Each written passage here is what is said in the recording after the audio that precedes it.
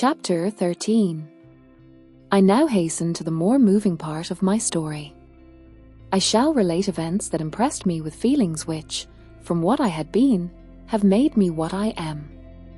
Spring advanced rapidly, the weather became fine and the skies cloudless. It surprised me that what before was desert and gloomy should now bloom with the most beautiful flowers and verdure. My senses were gratified and refreshed by 1,000 scents of delight and 1,000 sights of beauty. It was on one of these days, when my cottagers periodically rested from labor, the old man played on his guitar, and the children listened to him, that I observed the countenance of Felix was melancholy beyond expression. He sighed frequently, and once his father paused in his music, and I conjectured by his manner that he inquired the cause of his son's sorrow. Felix replied in a cheerful accent, and the old man was recommencing his music when someone tapped at the door. It was a lady on horseback, accompanied by a countryman as a guide. The lady was dressed in a dark suit and covered with a thick black veil.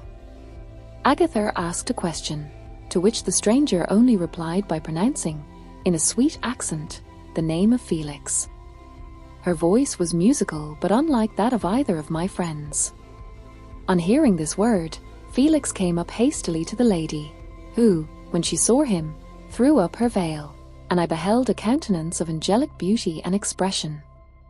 Her hair of a shining raven black, and curiously braided, her eyes were dark, but gentle, although animated, her features of irregular proportion, and her complexion wondrously fair, each cheek tinged with a lovely pink. Felix seemed ravished with delight when he saw her. Every trait of sorrow vanished from his face, and it instantly expressed a degree of ecstatic joy, of which I could hardly have believed it capable. His eyes sparkled, as his cheek flushed with pleasure, and at that moment I thought him as beautiful as the stranger. She appeared affected by different feelings. Wiping a few tears from her lovely eyes, she held out her hand to Felix, who kissed it rapturously and called her, as well as I could distinguish, his sweet Arabian. She did not appear to understand him, but smiled. He assisted her to dismount, and dismissing her guide, conducted her into the cottage. Some conversation took place between him and his father, and the young stranger knelt at the old man's feet and would have kissed his hand, but he raised her and embraced her affectionately.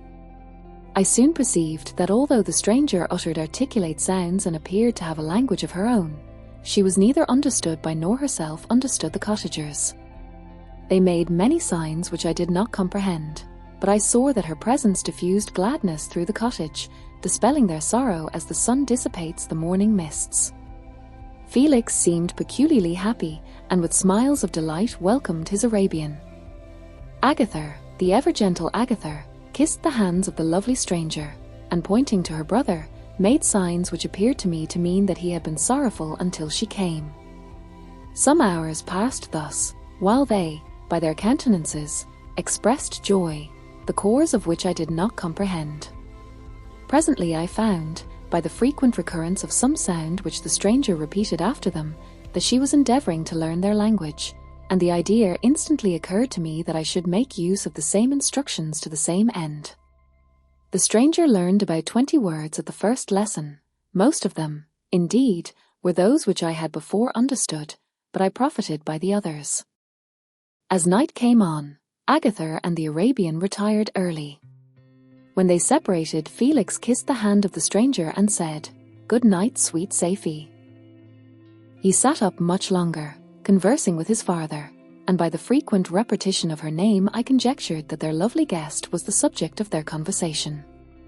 I ardently desired to understand them, and bent every faculty towards that purpose, but found it utterly impossible. The next morning Felix went out to his work, and after the usual occupations of Agatha were finished, the Arabian sat at the feet of the old man, and taking his guitar, played some airs so entrancingly beautiful that they at once drew tears of sorrow and delight from my eyes. She sang, and her voice flowed in a rich cadence, swelling or dying away like a nightingale of the woods. When she had finished, she gave the guitar to Agatha, who at first declined it. She played a simple air, and her voice accompanied it in sweet accents, but unlike the wondrous strain of the stranger. The old man appeared enraptured and said some words which Agatha endeavoured to explain to Safie, and by which he appeared to wish to express that she bestowed on him the greatest delight by her music. The days now passed as peaceably as before, with the sole alteration that joy had taken place of sadness in the countenances of my friends. Safie was always gay and happy. She and I improved rapidly in the knowledge of language, so that in 2 months I began to comprehend most of the words uttered by my protectors. In the meanwhile also the black ground was covered with herbage, and the green banks interspersed with innumerable flowers, sweet the scent in the eyes, stars of pale radiance among the moonlight woods.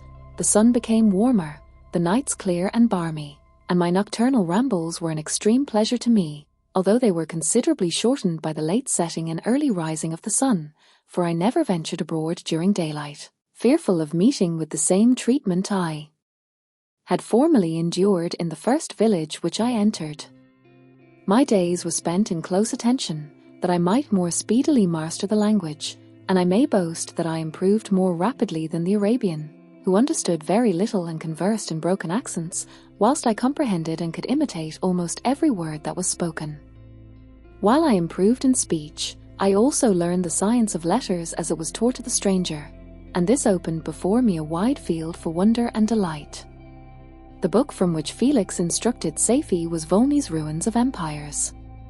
I should not have understood the purport of this book had not Felix, in reading it, given very minute explanations. He had chosen this work, he said, because the declamatory style was framed in imitation of the Eastern authors. Through this work I obtained a cursory knowledge of history and a view of the several empires at present existing in the world. It gave me an insight into the manners, governments, and religions of the different nations of the earth.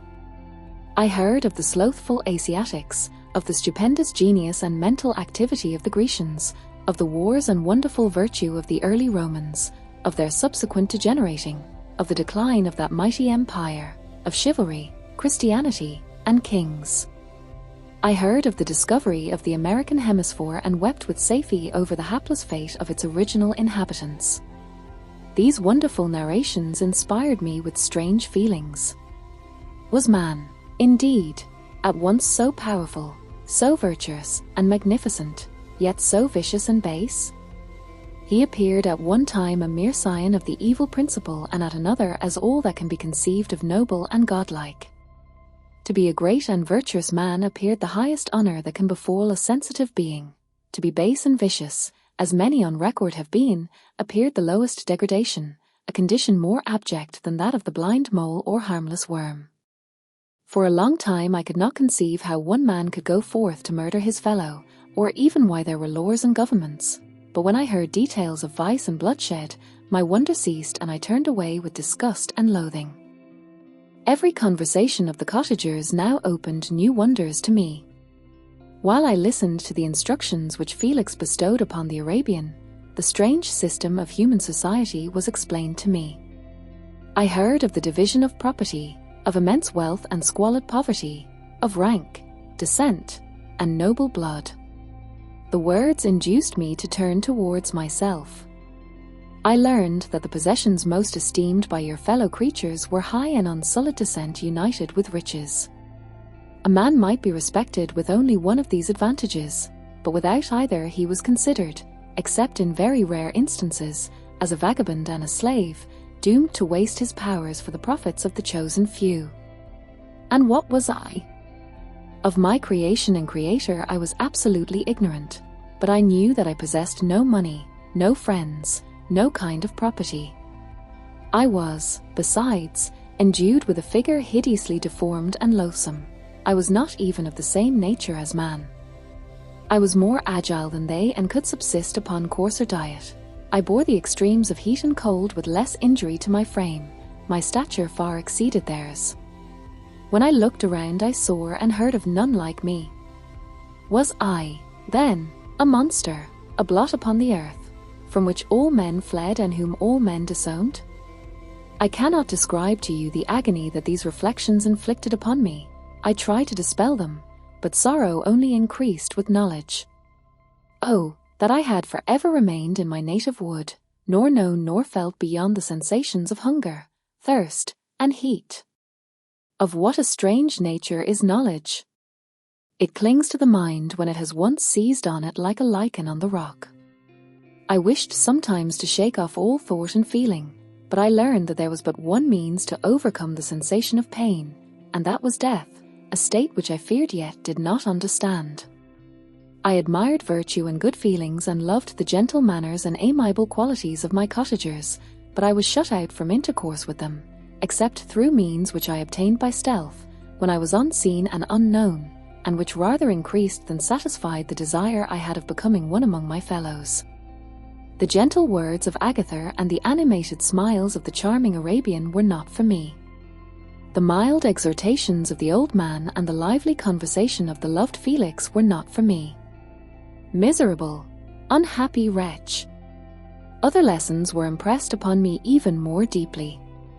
I heard of the difference of sexes, and the birth and growth of children, how the father doted on the smiles of the infant, and the lively sallies of the older child, how all the life and cares of the mother were wrapped up in the precious charge, how the mind of youth expanded and gained knowledge of brother, sister, and all the various relationships which bind one human being to another in mutual bonds. But where were my friends and relations? No father had watched my infant days, no mother had blessed me with smiles and caresses, or if they had, all my past life was now a blot, a blind vacancy in which I distinguished nothing. From my earliest remembrance I had been as I then was in height and proportion. I had never yet seen a being resembling me, or who claimed any intercourse with me. What was I? The question again recurred, to be answered only with groans. I will soon explain to what these feelings tended, but allow me now to return to the cottagers, whose story excited in me such various feelings of indignation, delight, and wonder, but which all terminated in additional love and reverence for my protectors, for so I loved, in an innocent, half-painful self-deceit, to call them.